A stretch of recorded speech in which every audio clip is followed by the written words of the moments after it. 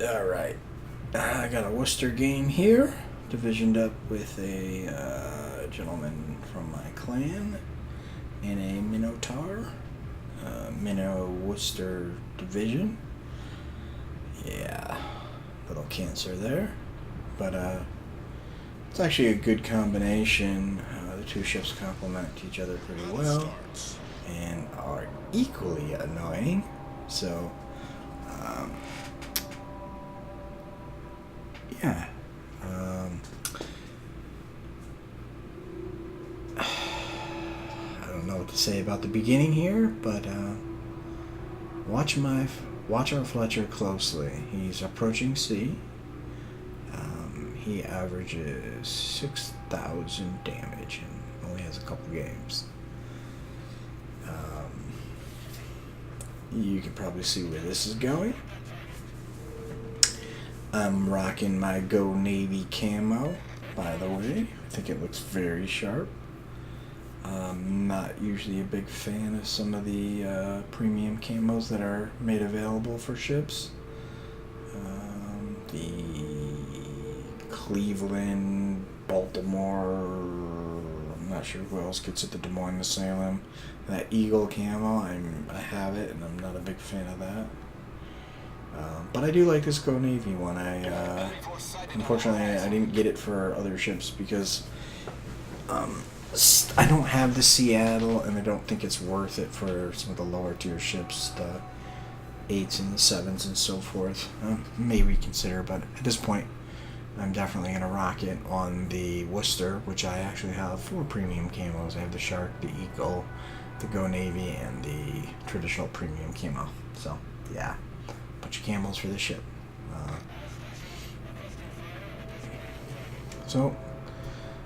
My division mate was a little slow to load in or to get going. I'm not sure I don't recall what the case was, but I think he had to do something with his family or something real quick. So we spot a Shima in our cap and another DD heading over there. I believe that is a Yugamo. We try to help out our Fletcher by taking some shots on these guys. And we also spot Buffalo and a Cleveland. Neither are really good for our Fletcher's health, but I don't think we're going to have to worry about that very long because he eats a Scimitar. And he is immediately wiped out.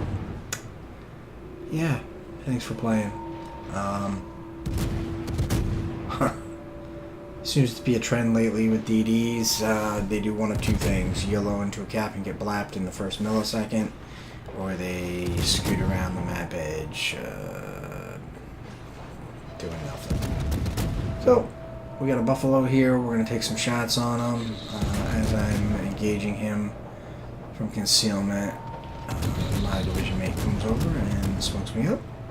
So I am able to scoot a little bit more forward and bring all my guns to bear on this Buffalo, who is literally just backing up in a straight line. So as I say that, he decides to turn out, but either way, he's pretty easy pickings. Once we adjust our fire, me and the Minotaur are basically just melting this guy. Literally walking my shells right on him, starting on fire. Yeah, lots of daka. Not a good position to be in. He can't back up out of range now. He does try to go forward here.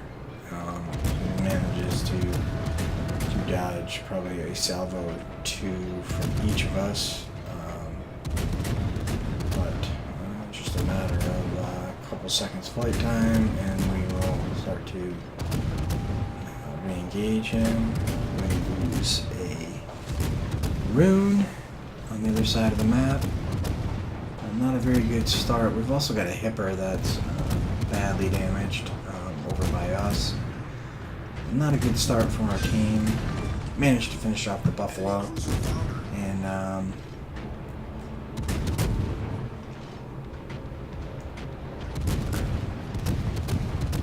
change our focus to this Zao, who sort of just YOLO'd in. He came full steam, full broadside to probably 6 ships over here. And then probably launched his torps, yep. And then got belapped by the Kerfers. And here comes a combination of torps from him and another DD, I would assume.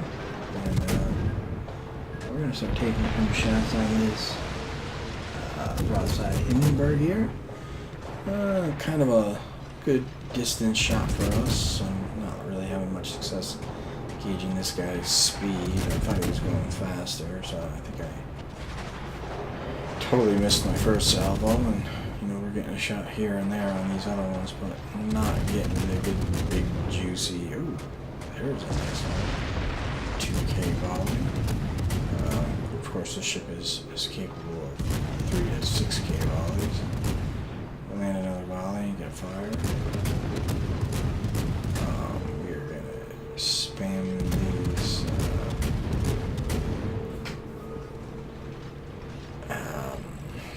HE shells on him. Using a combination of full salvos and then walking the shells onto him and firing them individually. We're going to keep putting the pressure on this Hindenburg, whether we finish him or not. We've basically forced him out of the cap, and unfortunately the red team has a ship advantage, and that is actually a move issue as they lose their Hindenburg and their Cleveland. And that actually gives us the points lead, although we don't have the cap advantage. But we're going to work on that and see if we can take these caps back. I popped my radar because I know my, we know there's a DD over here, and I know my Minotaur has shots on him, so I popped my radar as I move into position, and yeah, we take a bunch of shots at this Shimakaze, and lo and behold, the Yugumo comes into sight, so we'll take a couple shots at him. We'd really like to get rid of one of these DDs. That would be huge. Ship counts are even again.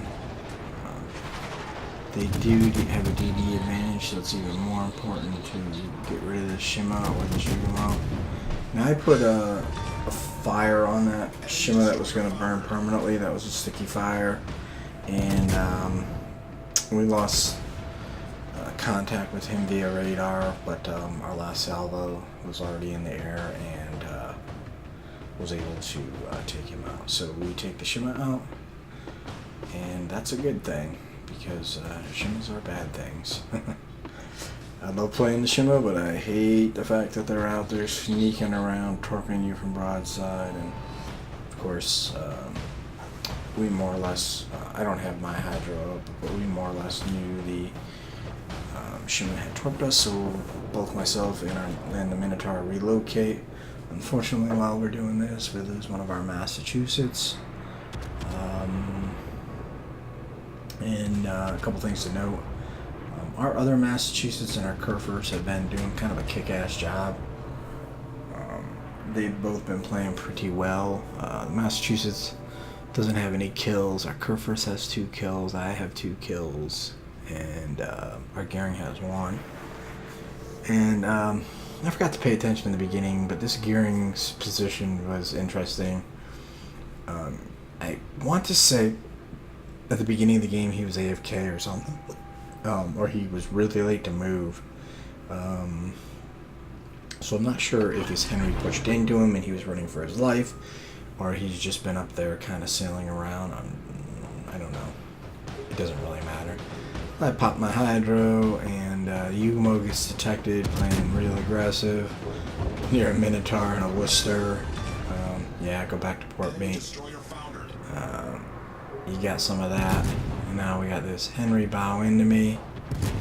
Unfortunately, I can't get all my guns. I try for a brief second, but then I hesitate because, yeah, Henry guns, and I am shooting like crap here. I think that's the second salvo that I've been off on.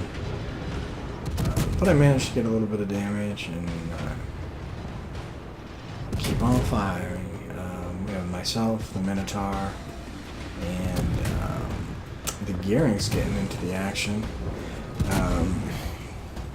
You'll note at the end of this game, this is during the Eagle, the Go Navy Eagle versus Shark competition, if you will. I don't even know if it's really the Go Navy, but so these so players are rewarded for winning, getting heroic achievements, accomplishing specific missions, and getting kills.